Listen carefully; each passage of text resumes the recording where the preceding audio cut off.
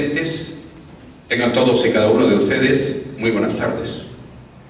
A nombre de nuestra organización Gestión Empresarial y Académica, la Fundación Trujillo para el Desarrollo Académico y Social y nuestra Escuela de Posgrado de la Universidad Nacional de Trujillo, os damos a todos ustedes nuestra más cordial bienvenida. Bienvenidos a nuestro Diplomado Gestión Pública, Contrataciones del Estado, SEACE y al SNIP. En esta oportunidad vamos a presentar una ponencia trascendental, la continuación de la gestión presupuestal número 2. Nuestra organización ha realizado un gran esfuerzo en convenio con la Escuela de Posgrado de la Universidad Nacional de Trujillo para traerles a ustedes a un ponente de calidad del Ministerio de Economía y Finanzas. Se trata del señor ingeniero Anthony Moreno Reaño, que es un ingeniero titulado con honores por la Pontificia Universidad Católica del Perú, con estudios en maestría en gestión pública, es el primer puesto, especialización en gestión de proyectos y calidad de la Pontificia Universidad Católica del Perú, es un premio a la excelencia académica, y especialización en proyectos de inversión pública, becario del gobierno japonés y con entrenamiento en el Banco Interamericano de Desarrollo, BID, docente a nivel de posgrado, con más de 12 años de experiencia, sólidos conocimientos teóricos y prácticos en los sistemas nacionales de inversión, presupuesto y contrataciones estatales, miembro del equipo creador del Sistema Nacional de Inversión Pública, SNIP, primer jefe de la unidad del Banco de Proyectos y de la unidad de seguimiento del SNIP, impulsor y responsable directo de la articulación sistémica del SNIP con presupuesto público y de la simplificación de procesos, licencias, permisos, autorizaciones, certificados, orientados a mejorar la ejecución de las inversiones. Nuestra ponente es también un especialista en gestión pública, con más de 14 años de experiencia. Actualmente es responsable de la Unidad de Gestión de las Inversiones Nacionales, GEIN, de la Dirección General de Política de Inversiones del Ministerio de Economía y Finanzas. Y como tal, es también responsable de la ejecución de una cartera de proyectos de más de 6.000 millones de soles en nuestro estado peruano. Es jefe también de la asistencia técnica del MEF en el BRAEN y actual representante del Ministerio de Economía y Finanzas ante el Consejo Nacional de Desarrollo de Fronteras. Y en esta oportunidad, y agradeciendo a nuestro ponente por la gentileza de haber aceptado esta invitación, presentamos nuevamente a ustedes la segunda fase del Sistema Nacional de Presupuesto, la sesión número 2. Por favor, le solicitamos un fuerte aplauso para nuestro ponente. Muchas gracias.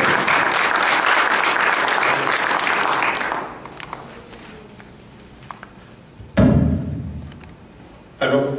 A ver, muy agradecido nuevamente.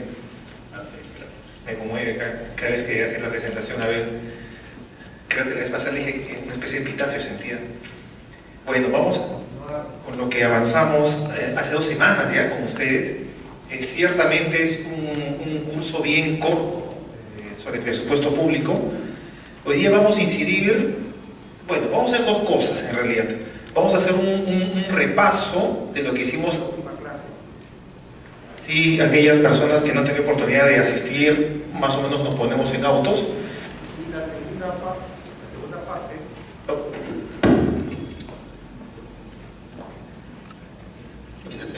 La segunda fase va a consistir en detallar mucho más el ciclo de proyectos, focalizándonos sobre todo a la fase de ejecución presupuestal, ¿no? Esa es la fase, una de las fases claves para mejorar la ejecución en general y en particular la ejecución de los proyectos de inversión pública. Como les dije hace 2 semanas, intentemos articular no solamente, o mejor dicho, no solamente cuando hablamos de presupuesto, hablemos solamente de presupuesto, intentemos articular desde ya, y eso es práctica que se está impulsando en el MEF, presupuesto, contrataciones y SNIP, ¿no? Proyectos de inversión pública. Por eso que mi discurso, cada rato van a escuchar proyectos y algo de contrataciones. Entonces comencemos de una vez. Un pequeño repaso. Bueno, aquí están los datos básicos, mi correo como siempre. ¿Qué es el presupuesto de inversión pública? Claro, si hablamos de presupuesto, tenemos que comenzar con la definición formal, clave y concisa de lo que es presupuesto, y sobre todo presupuesto nacional. En esa definición, que es una definición normativa, hay un par de términos muy importantes que lo vamos a discutir. Pero leamos. Presupuesto público es un instrumento de gestión. Evidentemente vamos a gestionar los recursos públicos a través de este sistema, y no solamente con este sistema, por si acaso, ¿no? Este sistema, usted lo va a... Si han estado involucrados de alguna manera con presupuesto, saben que este sistema necesariamente se articula con la caja, o sea, el manejo de efectivo, que es el Sistema Nacional de Tesorería. Se articula necesariamente con el sistema de contabilidad, se articula, por supuesto, con todo el sistema de contrataciones y con el mismo SNIP. Y si se usa endeudamiento, definitivamente se tiene que articular con el Sistema Nacional de Endeudamiento Público. Así que el presupuesto público, si bien es un instrumento de gestión, como lo dice la normativa, no actúa solo, ¿ya?, en el tema de la asignación de recursos públicos. Pero acá viene lo bueno. Dice, por medio del cual se asignan los recursos públicos sobre la base de una priorización de necesidades y demandas de la población. Ahora bien, presupuesto público entonces, y acá viene una cosa clave que tenemos que tener en cuenta, refleja una priorización. Esa priorización, en la práctica nos hemos dado cuenta que consiste en lo siguiente. Ustedes, pero ahora a la mesa, ¿ustedes en qué creen que consiste esta priorización de los recursos públicos? ¿En qué creerían que consiste eso? ¿Cuáles son los elementos, algunas ideas, por lo cual se menciona que es una priorización en el ejercicio presupuestal?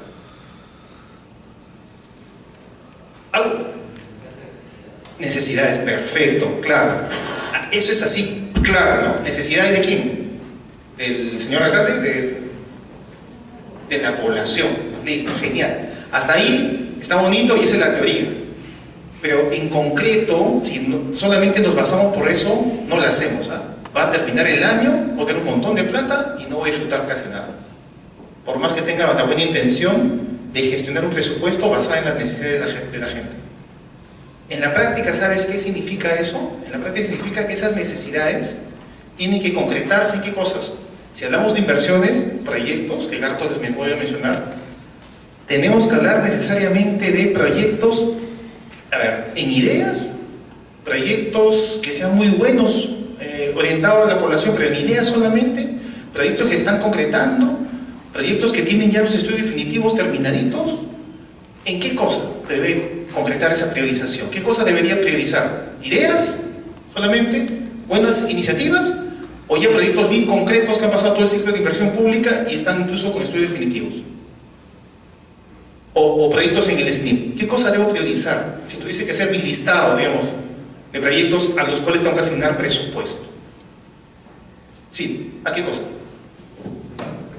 A educación. Bueno, está bien.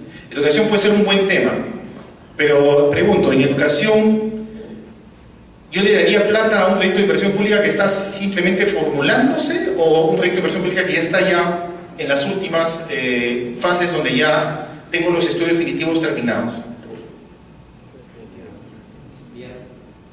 ¿Viables? Es mejor que simplemente ideas. Perfecto. Pero viables incluso es relativo, ¿eh? Hay algo más que está más allá de lo viables, que son aquellos proyectos que tienen ya los estudios definitivos, los expedientes técnicos, si quieren decirlo. ¿Qué cosa sería mejor, los viables o los que tienen expediente técnico? Exactamente, muchachos, por favor. Cuando hablemos de estas cosas, de población, sabemos que los temas urgentes necesarios son educación, salud, de nutrición crónica, etc. Todos los temas que tú crees convenientes, esos temas ya los sabemos. Pensar un presupuesto sobre la base de esas necesidades es genial, pero es insuficiente. El gran problema del país que tenemos en estos momentos es que tenemos demasiada plata. Tenemos que pensar en ejecutar. ¿Y saben qué? Tiene solamente un año para ejecutar. Porque el siguiente año es casi reinventar todo de nuevo. Así que tienes un año para ejecutar. Y si en un año tú vas a comenzar a manejar tu presupuesto y asignar tu presupuesto para formular recién proyectos de educación, de salud, de lo que tú quieras, va a pasar todo el año y no lo vas a hacer.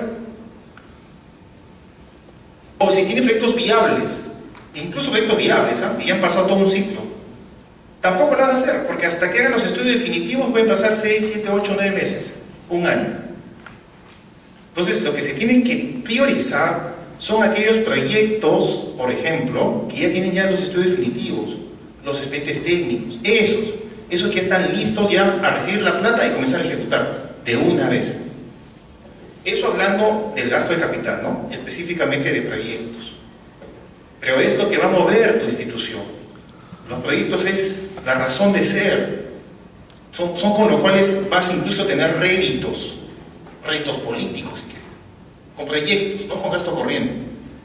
Pero no le vas a meter plata a proyectos simplemente que están en ideas o están en el SNIP recién en la parte de preinversión. Tienes que meterle plata a aquellos que están en expediente técnico, en estudios definitivos. Esos reciben la plata y al mes, 2 meses y comienza a ejecutar. Genial. ¿Requisito entonces qué es? Que tengas expedientes técnicos, pues. Pero es más, te pregunto, más. Ponte a pensar. ¿Tú crees que bastaría solamente con expedientes técnicos, o sea, aprobados? Hay instituciones que comienzan el año con esta sugerencia, tienen un montón de expedientes técnicos aprobados, sí, porque el mes no se dice cada rato ya. No tienen nada viable, todo expedientes técnicos nomás. La viabilidad lo dejan para 2 años después. Se toma su tiempo, pues. Expedientes técnicos tienen. Pero sin embargo tienen problemas de ejecución. ¿Por qué? Porque tienen expedientes técnicos, comienzan el año ejecutando y adicionales, modificaciones. Así que son expedientes técnicos con buena calidad, no cualquier cosa, no hechos en la calle, por ahí, copiar y pegar. Peores, tienes malos expedientes técnicos que ni siquiera han tenido en cuenta la preinversión, la viabilidad, y tienes que volver casi a hoja cero, ¿no? Y se te va todo el año simplemente regularizando tu expediente técnico. Cada cosa que haces, nuevamente vuelves atrás, verificación, ejecutas nuevamente, adicional de hora, incluso vuelves a la preinversión, y estás así, ¿no? Así que la clave, muchachos, es que tu presupuesto esté lleno de proyectos, pero con expediente técnico, pero de calidad. Así de sencillo. Recomendación básica, fundamental. ¿Quieres réditos políticos? ¿Quieres satisfacer a tus alcaldes? Haz eso. Una mala idea es llenar tu presupuesto con un montón de ideas de proyectos. Bueno, ideas no. Proyectos en viabilidad solamente, ¿no? Eso se tiene que hacer en algún momento, pero de verdad que con eso no se ejecuta mucho. Entonces, esto sobre la base de una priorización de necesidades, se tiene que conectar en ese sentido. Proyectos que se orienten a cubrir las brechas, evidentemente, educación, salud, todo lo demás que han dicho ustedes, pero que estén operativamente ya en la última fase, en la fase ya última para que tú comiences a ejecutar. Si no, la plata que tienes acumulada en tus cuentas en el Banco de la Nación no la vas a gastar. Y el gran problema es ese, justamente, que no se gasta la plata. Pues. Bueno, también hay un problema que a veces no tengo la plata suficiente. Eso también vamos a hablar hoy día, justamente. ¿Cómo hacemos las movidas? Bueno, movidas suena un poco feo. ¿Cómo hacemos las transferencias, ¿no? Cuando hay plata por acá, en una entidad, y puede moverse a otro lado, o yo mismo puedo ser partícipe de esa recepción de dinero, ¿no? Eso lo vamos a ver después. Y sigamos con la definición. Disculpen, estoy un poco mal de la garganta. Estas necesidades y demandas son satisfechas a través de provisión de bienes o servicios públicos de calidad para una población financiados por medio de presupuesto, etc. Hasta ahí estamos bien.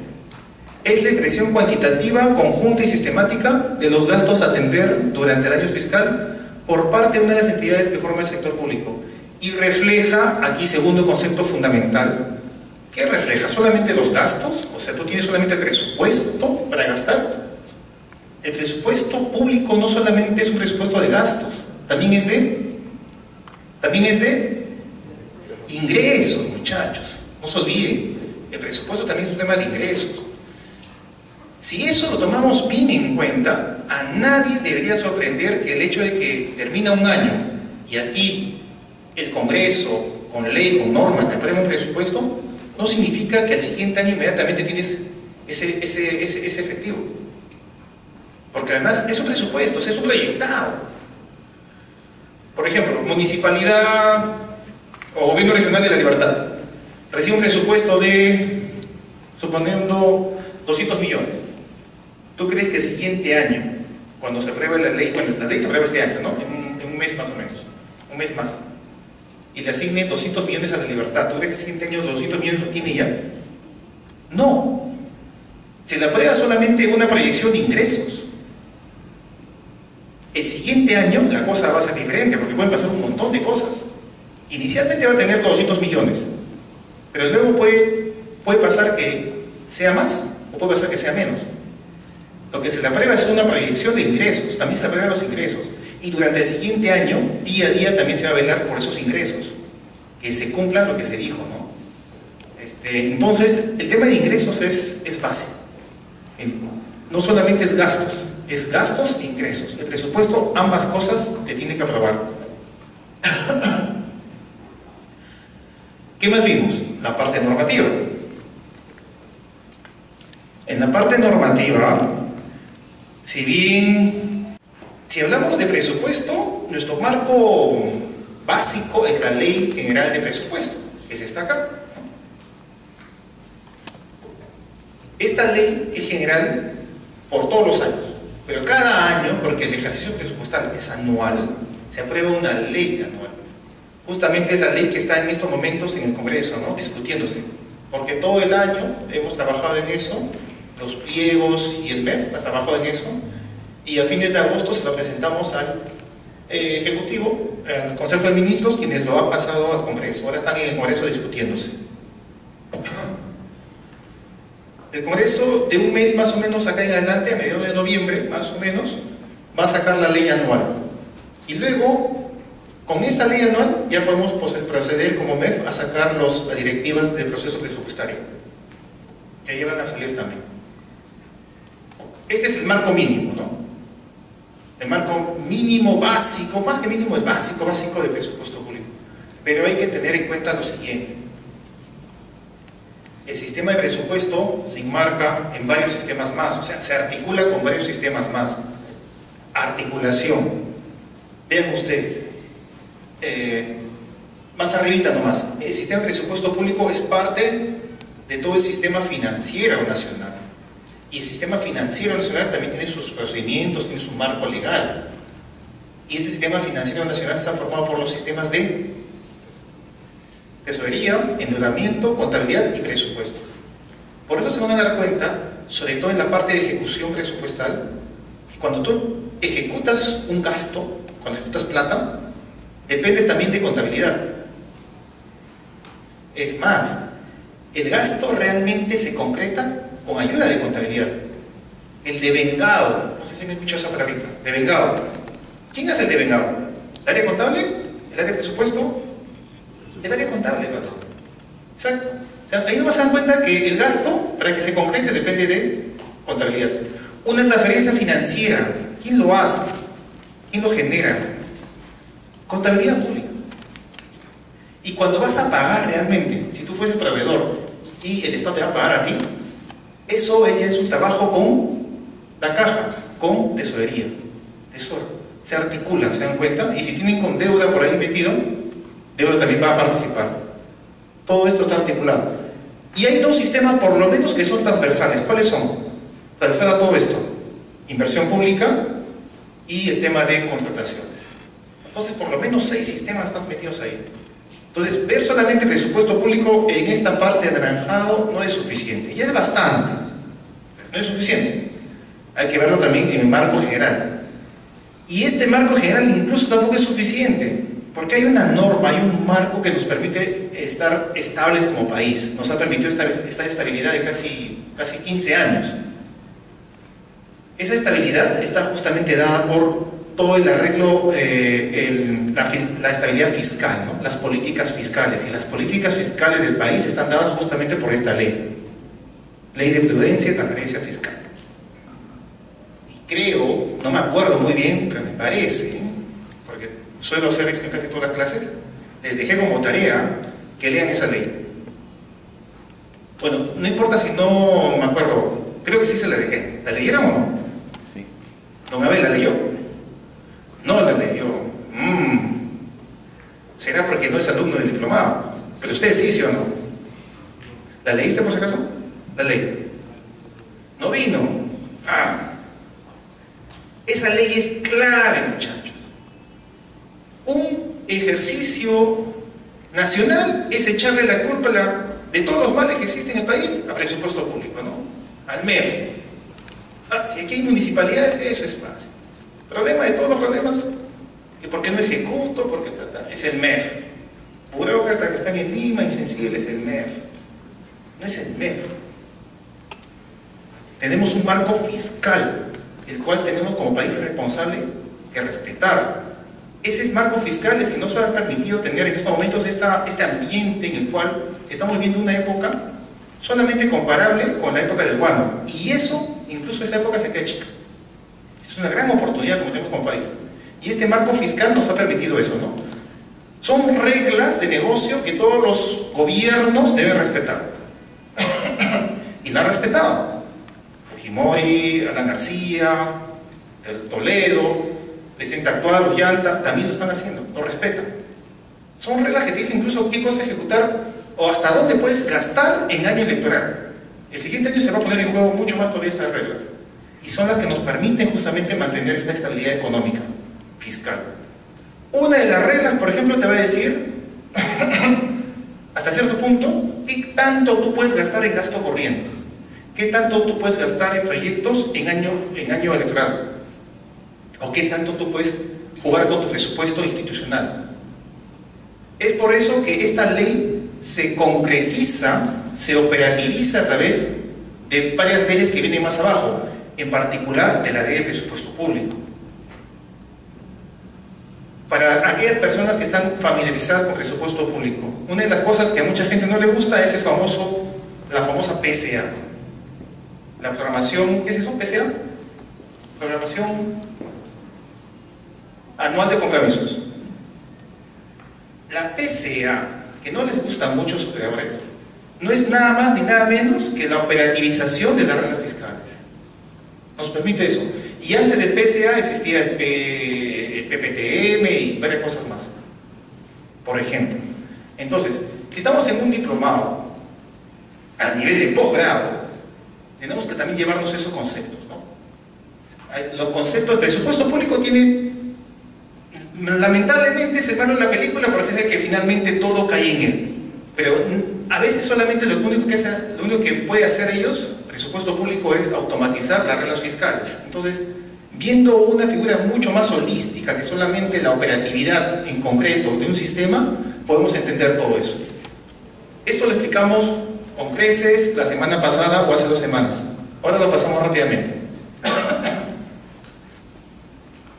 Y no podemos continuar si es que no entendemos bien los roles de los actores en presupuesto público. También lo explicamos detenidamente, ahora solamente lo repasamos.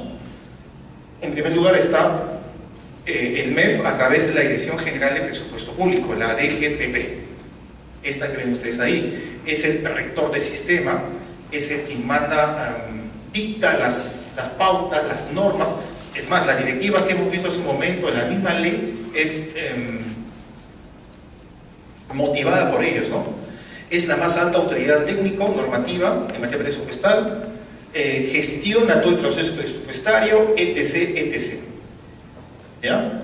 Ahí está, eso es claro. En realidad no es todo el MEF, sino es una dirección del MEF, ¿no?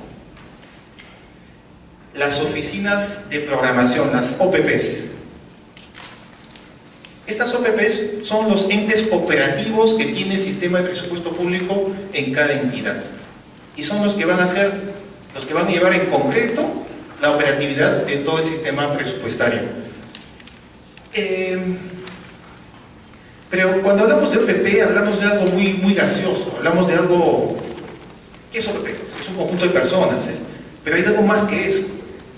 En realidad tenemos que hablar de personas, ¿no? Conjuntos, responsables, y para eso aparece el primer responsable clave en el manejo presupuestal, el titular de la entidad.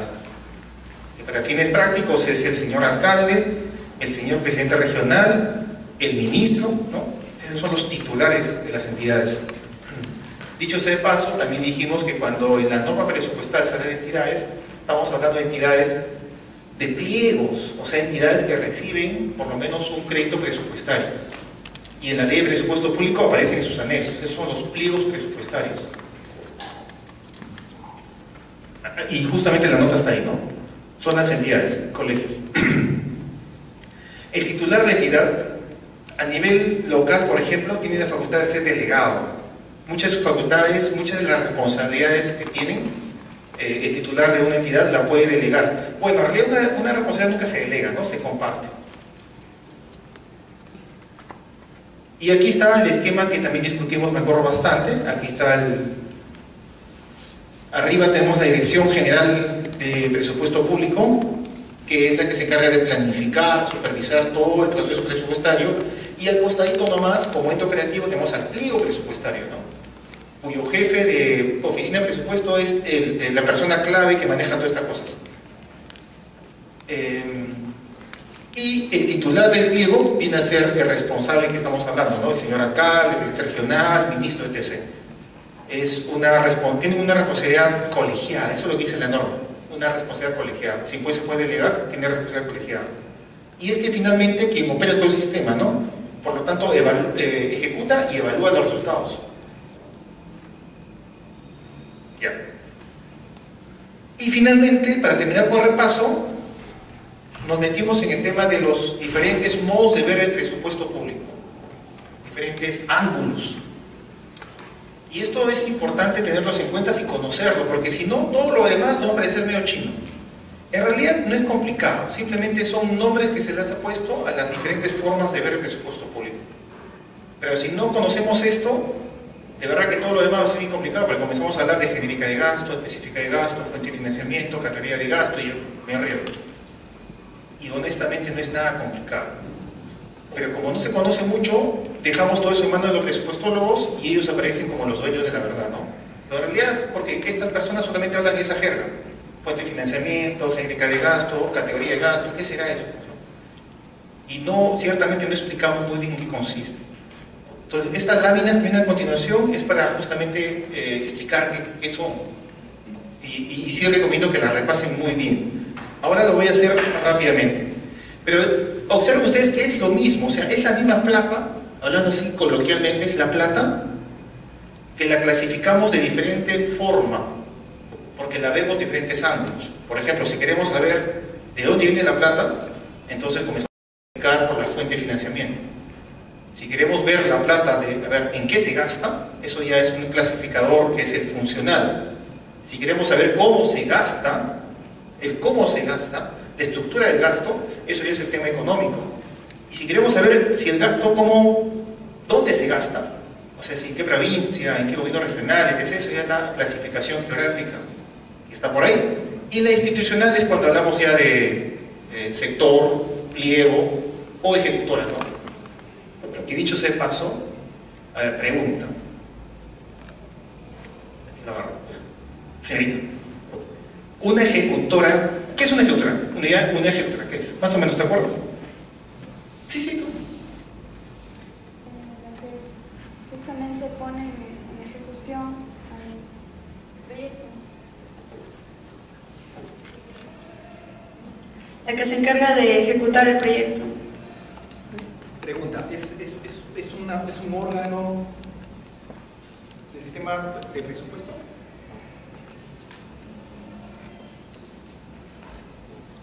Sí. Sí. ¿Cómo se llama? ¿Usted? Sí. Pamela. ¿Están de acuerdo con Pamela? ¿Están de acuerdo? Si mal no recuerdo, Era un órgano pero que derivaba directamente de los pliegos, ¿no? Porque los pliegos eran los que recibían el dinero y ellos se encargan de, digamos, distribuir el resto de... Está completando mejor lo que dijo Pamela. Cierto, en realidad no es tanto de presupuesto público. Uy, gracias, don Abel. No es tanto presupuesto público. Si se han dado cuenta, cuando hablamos de los órganos de presupuesto público, en ninguna parte aparece la ejecutora. Y realmente, si somos ortodoxos, no es un órgano del Sistema Nacional de Presupuesto Público. El presupuesto público maneja esos órganos, que es el ente rector, que es el MEF, el ente operativo, que son justamente las oficinas de presupuesto público, el responsable de esas oficinas, y sobre todo el responsable del pliego, donde está esa oficina, que es el titular del pliego. Y ahí se acabó. La unidad ejecutora, que es un término bien conocido en el sector público, eso no es un tema presupuestal. Pero como está bien enlazado el presupuesto público, entonces uno parece ser que hablamos de presupuesto público y hablamos también de ejecutora como si fuesen la misma cosa.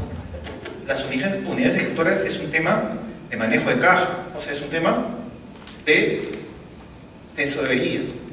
Es el Sistema Nacional de Tesorería. Ahora bien, tampoco ya podemos ser muy ortodoxos, eso fue hace 10 años. Ahora todo está mezclado. Una unidad ejecutora ejecuta, ¿no?, y operativiza el sistema de presupuesto público, el sistema de tesorería, el sistema de endeudamiento, la contabilidad. ¿Dónde está? Justamente también radica gran parte de sus funciones en la parte ejecutora, que tiene su parte contable. Entonces, el ejecutor ya finalmente es algo como un híbrido, un operador asistente a varios sistemas, ¿no? En el sistema de inversión pública también tenemos al ejecutor. Piensen que ejecuta los proyectos.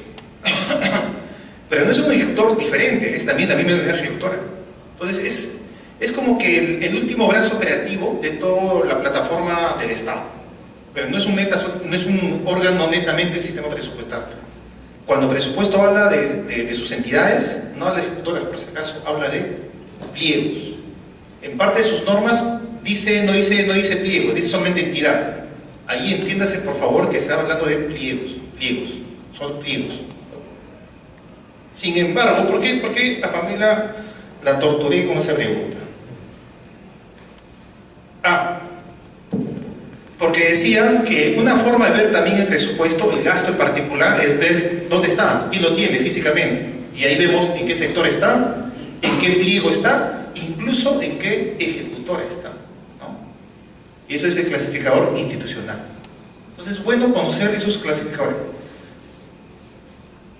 En particular, este clasificador es el que más está en la jerga de la cosa pública, ¿no? Especialmente cuando te metes a una oficina, a una OGA, a una oficina de presupuesto, esto lo manejan todos los días. Entonces, para conocer cómo se maneja el presupuesto, el gasto o los ingresos, hay que conocer esto definitivamente. Y se ve, la parte de ingresos y la parte de gastos. La parte de ingresos, si lo vemos económicamente, se dividen en lo que se conoce como genéricas de ingreso, que son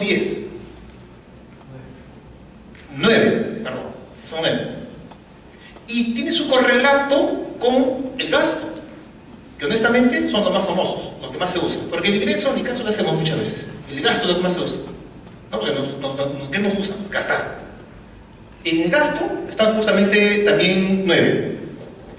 Estos codiguitos no son cualquier cosa. Esos codiguitos son los códigos con los cuales se conocen. Por ejemplo, proyectos de inversión pública, normalmente, casi siempre, o bueno, siempre, ¿ya? Cuando tú gastas presupuesto que se va a proyectos de inversión pública, eso está, si hablas con alguien de la OA, esa es la 2.6 te dicen, o la genérica 6 le dicen algunos, o la 6 simplemente. Tú tienes que interpretar que eso es el tipo de transacción 2, gastos presupuestarios, genérica 6, adquisición de activos no financieros, 2.6, 6, etc.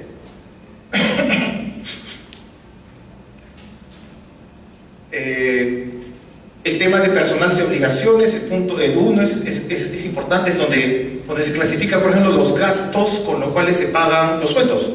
Está en la 2.1, ¿no? Entonces, ¿cómo se clasifica económicamente todo el tema monetario de manejo presupuestario en los clasificadores de este tipo, ¿no? Económico. Los gastos presupuestarios con sus genéricas, igualito, ¿no? Los ingresos con sus genéricas. Incluso eso es insuficiente, porque hay gastos y gastos. Entonces, los amigos de presupuesto público han decantado un poquito más esto. Tienes tu genérica, pero como es insuficiente la genérica, también tienes tu específica. Y como la específica es insuficiente, tienes específica de un nivel y de dos niveles. Y tu genérica también de dos niveles. Así que no te puedes rayar con eso, es medio complejos. Nadie conoce todo eso, tampoco no tiene mucho sentido, pero sí por lo menos la estructura del concepto, ¿no? Entonces, por un ejemplo, habíamos puesto la vez pasada. Por ejemplo, ¿a qué cadena de gasto se le imputa el gasto para elaborar un perfil? Eso que estamos hablando, ¿no? Que comenzamos a hablar de esos. Ese gasto para elaboración de un perfil se ha clasificado económicamente como si fuese un gasto, o sea, 2, en activos, en 2, en adquisición de activos no financieros, punto 6, punto, ¿qué más? Y aquí va el ejemplo, ¿no? Punto 8, que es otros gastos activos no financieros, punto 1, y mira, y así nos estamos poniendo más complejos. Punto 1, punto 2, punto 1, y ahí al fondo se aparece estudios de inversión.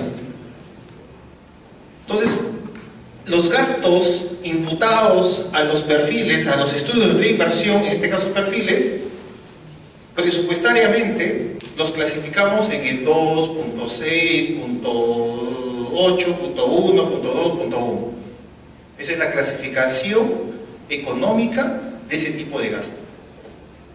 Se supone que se clasifica de esa manera para que tú tengas estadísticas y tengas un mejor control de lo que, cómo va el gasto, pues hacia dónde va, a estudios, a perfiles, a factibilidades, a gasto corriente, ¿no? A gasto de inversión, a deuda, ¿no? Para clasificar y más o menos conocer eso. La idea de una clasificación es usarla, y sobre todo usarla para gestión. En mi experiencia particular, la clasificación, esta clasificación en particular, se usa no para gestionar, se usa porque el MEF dice que se use. Punto. Muy poca gente usa esto para gestionar. Simplemente lo clasifica porque el MEF dice que se ponga acá, porque la deuda es acá, porque el presupuesto es acá. Punto. O sea, la parte operativa solamente. Ni siquiera el mismo MEF lo usa para gestionar esto. Y tenemos que comenzar a gestionar. Porque si no, ¿cuál es la razón de ser? ¿Cuál es el valor público de hacer una maraña como esta? Que nadie lo conoce. Ni el mejor presupuestólogo lo conoce todo. Conocer la genérica, específica y conocer el CIAF y meter las cosas ahí, pero de esto no se usa. Se usa para gestionar. Por ejemplo, hace 2 semanas también les decía, ¿no? Una forma de gestionar es lo siguiente. En el SNIP te dicen que un proyecto de inversión pública es viable solo si se demuestra que es sostenible. ¿Y qué significa su sostenibilidad? El SNIP ni te lo explica. Tienes que ver algunos manuales por ahí y ver. Nunca nos tomamos el tiempo de explicarlo. Yo soy fundador del SNIP. Tengo 2 años y nunca lo he explicado. Por lo menos un documento.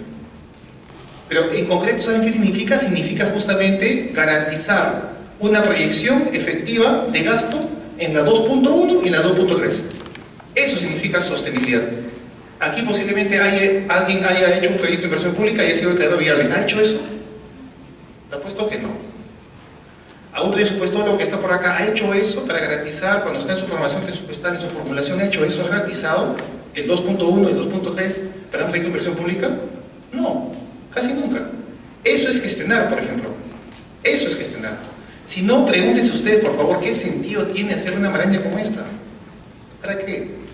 ¿Para satisfacer lo que el MEF dice? No. Ese fue el sentido originario de hacer todas estas cosas. Saber cuánto se va en gasto, cuánto se va en deuda, cuánto se va en perfiles, y lo que se ve en perfiles se ejecuta realmente. Entonces, ese tipo de lógica se tiene que seguir para gestionar. Sigamos entonces. Bueno, Y las genéricas y algunas específicas, las genéricas básicamente, las juntamos las genéricas y las clasificamos en lo que se conoce como las categorías de gasto, que son gasto corriente, de capital y de deuda. Y específicamente el gasto corriente tiene algunas, como se dan cuenta en la parte derecha, tienen algunas genéricas, ¿no? La 2.1, que es personal, la 2.2, que es el tema de pensiones, 2.3, que es bienes y servicios, y así. Y se dan cuenta, no aparece la 2.6 en ninguna parte. La 2.6 que hemos dicho que es proyecto de inversión pública no aparece en ninguna parte. ¿Dónde aparece? Aparece acá. 2.6. Entonces, el gasto imputado a proyectos de inversión pública, la ejecución de proyectos de inversión pública, está inmerso en la categoría de gasto de capital. Pero no se puede pensar que el gasto de capital, todo el gasto de capital es proyecto de inversión pública. No lo es. ¿No? Es un error también bastante frecuente. Gasto de capital, todo eso es SNIP. No. El SNIP lo que ve es esto, en buena cuenta, la calidad de esto. Y para garantizar la calidad de esto, tiene que ver en el tiempo cómo se mantiene y se opera lo que queda. Y eso es ver 2.1 y 2.3, ¿no? Pues esto es en la operación y mantenimiento. Pero en la ejecución misma es esto, 2.6, es NIP. Y ahí, si comenzamos a usar de esa manera, más o menos el clasificador tiene algún sentido, entonces, un sentido de gerencia, ¿no? Ya estoy mezclando varios sistemas. Pero en fin, lo dejo ahí. Otra forma de clasificar, sí.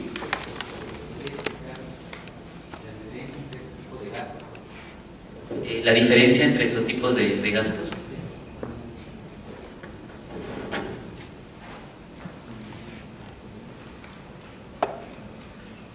Vamos a ver entonces. Ya. Estos gastos, miren la diferencia de esto. En gasto, en la genérica 1, tiene varias cositas, pero voy a hablar de lo más importante, ¿ya? Lo más importante del primer gasto, de gasto 1 o 2.1, que le llaman genérica 2.1, es el gasto que se le imputa a la planilla. ¿Con qué se pagan los sueldos del alcalde? Bueno, al alcalde se paga un sueldo, ¿verdad? Claro. Sí, al alcalde, al ministro, a ustedes incluso, a mí, justamente con el 2.1. Lo que estamos en la función pública se nos paga con eso. Lo que estamos en planilla, la planilla. Tu CAS también está ahí, 2.1. 2.1. ¿Ya? Es pago de personal.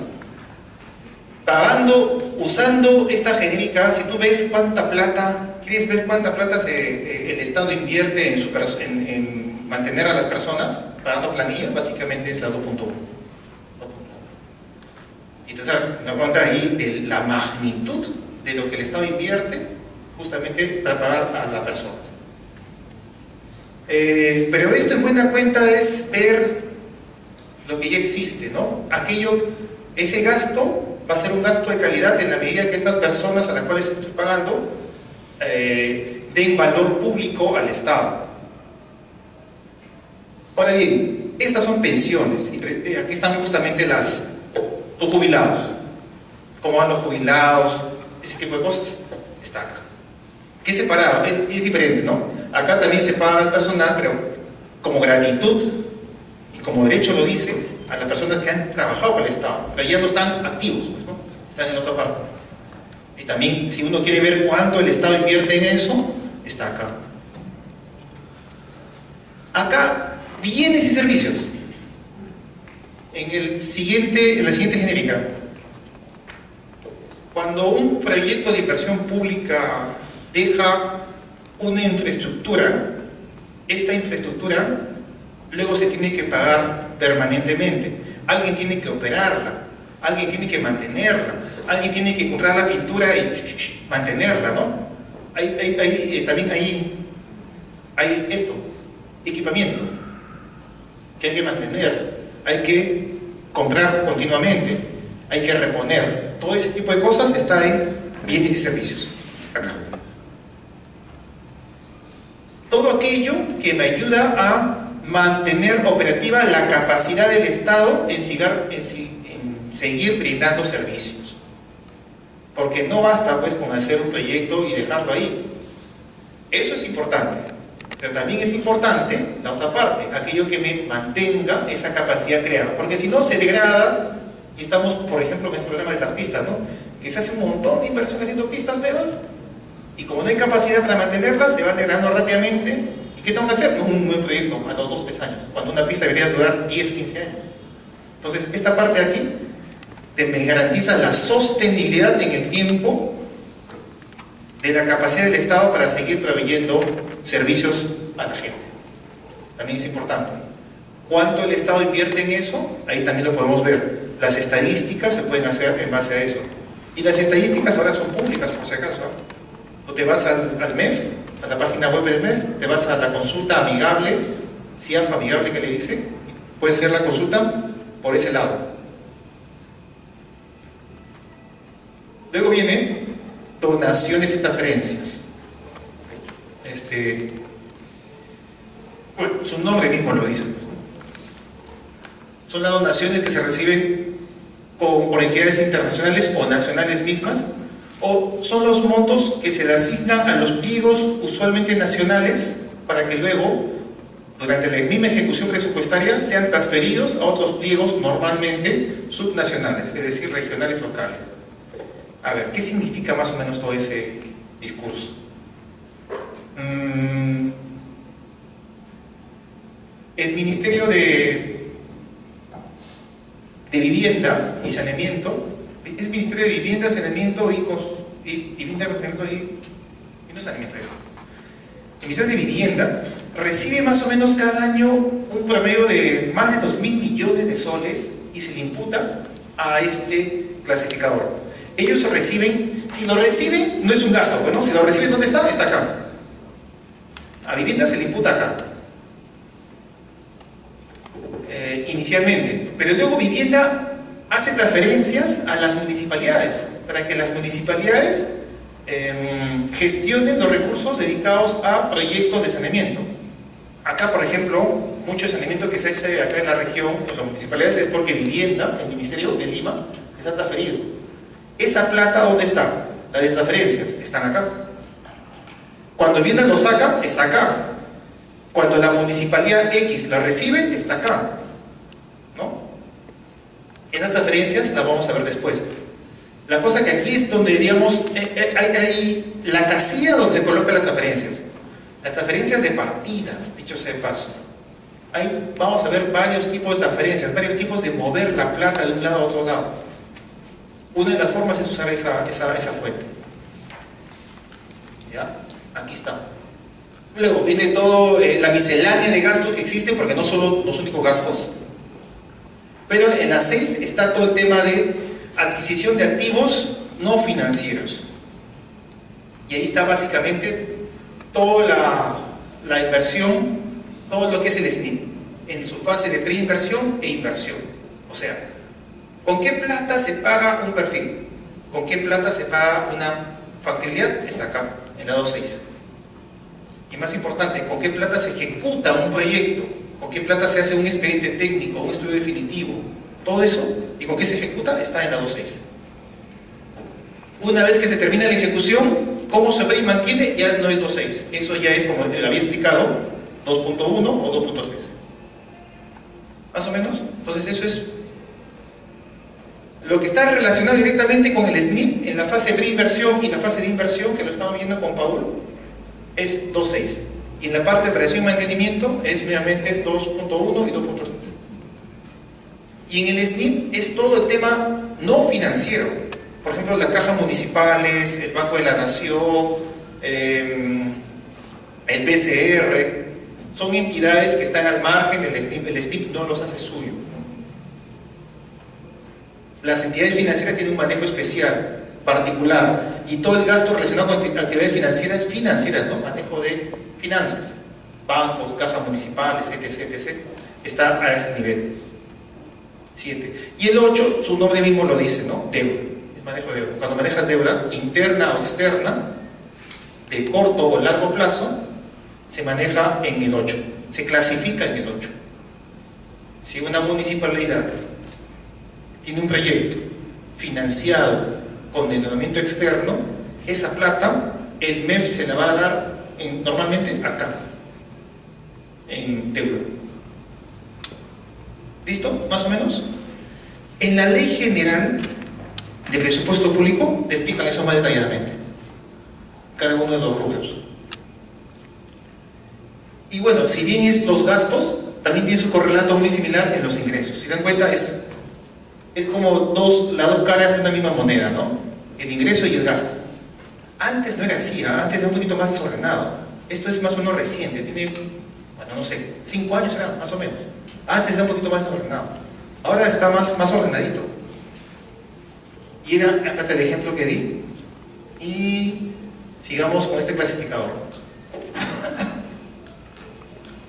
En realidad, para mi gusto, si me lo preguntan, me lo han preguntado, me parece que estos clasificadores en general deberían simplificarse más, ¿no? Todavía estamos en un intento de una mejora que se ha hecho, pero al final del día un clasificador tiene todo lo de la mejora, pero también tiene todo lo anterior para dar continuidad.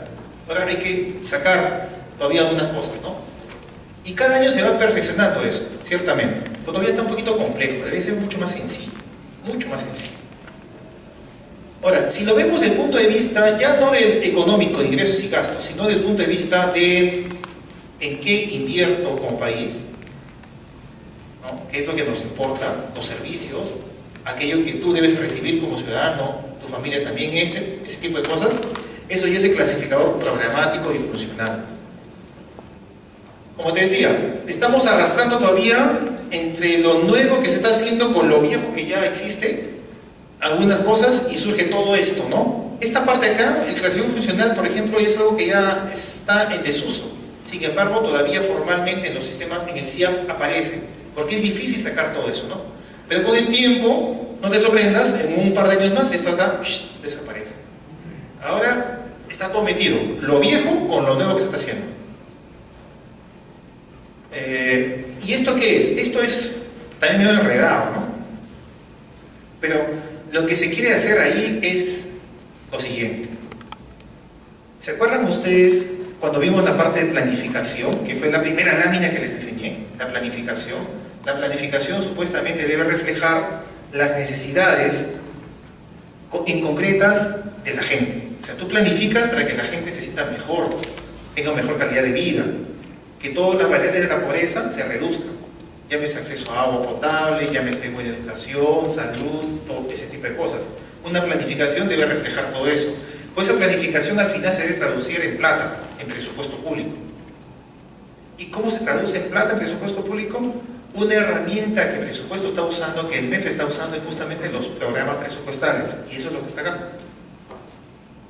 El resultado final, el resultado específico, esto es parte de la planificación. Eso que lo maneja el CEPLAN, el proyecto Perú al 21, al año 21, todo eso está acá, toda la planificación está acá. Acá también se supone que debe estar pues, toda la planificación del plan concertado, del PCM, todo el tipo de herramientas de planificación que está más arriba. Pues esa planificación se aterriza en presupuesto público. ¿Dónde se aterriza? Acá. Todo está amarrado a los programas presupuestales. ¿Y qué son los programas presupuestales? Eso sí lo dije la vez pasada, ya me acordé. O por lo menos dije cuántos son. Y mencioné algunos ejemplos. Y están levantando la mano para comentarnos cuántos son y algunos ejemplos. ¿Me puedes decir, o nos puedes decir cuáles son los programas presupuestales? ¿Te acuerdas un poquito? Nada. ¿Alguien se acuerda que les habla su compañera? Programas presupuestales. Hace 2 semanas lo vimos. ¿No lo escuchamos? ¿Lo PPR? ¿No escuchamos? PPR. Exacto. El presupuesto por resultados fue la filosofía inicial. El presupuesto por resultados ahora se concreta en programas presupuestales. Un ejemplo de programa presupuestal es el programa articulado nutricional. Es un programa que hace que todos los gastos se orienten a los componentes necesarios para atacar el problema de la desnutrición crónica. Otro programa presupuestal es el PELA, el programa de apoyo, fortalecimiento educacional, logros de aprendizaje, le llaman. O sea, todo